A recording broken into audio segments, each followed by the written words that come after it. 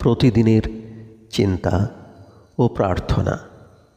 14ই জানুয়ারি, দিনের প্রধান চিন্তা। যখন আমরা ভগবানের দুয়ারে অর্থাৎ যিনি সত্য তাঁহার দুয়ারে আসিয়া পৌঁছাই, তখনই আমরা আনন্দ যে কী জিনিস তাহা বুঝিতে পারি। মুখস্থ করা যায়, মানবের দেহ অনুরাগ অনিত্য বস্তুর মতো, সময়ের দ্বার দিয়া করিবে প্রস্থান। হারাইবে না সে কোনো দিন আধ্যাত্মিক তৃষা, নাই তার ক্ষয় কিংবা বিনাশের রূপ।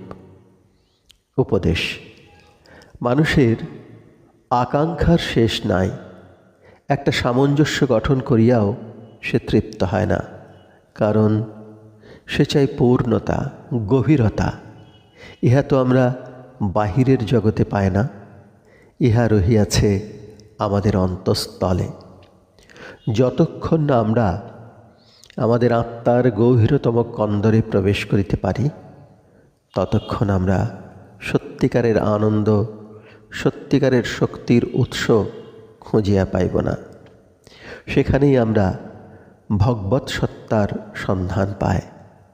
আমাদের ধন সম্পদ, আত্মীয় বন্ধু অনেক সময়ে আমাদের বিমুখ করে, কিন্তু ভগবান যিনি অন্তর্যামী রূপে আমাদের হৃদয়ে বিরাজিত, তিনি কখনো আমাদের বিমুখ করেন না। পার্থিব অবস্থার মধ্যে কোথাও যথার্থ আনন্দ নাই, তাহা শুধু অনন্ত সত্তার মধ্যেই পাওয়া যায়। প্রার্থনা। হে প্রভু, তুমিই আমার এই জীবনের লক্ষ্যবস্তু, তুমিই সকল জীবাত্মার আশ্রয়।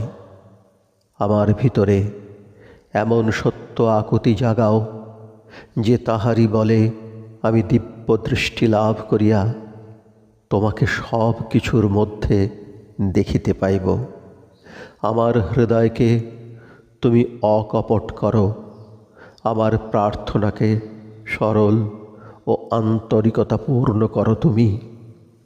তুমি সকল আশীর্বাদের প্রতীক, তোমার প্রেমময় আশ্রয়ে আমাকে রক্ষা করো।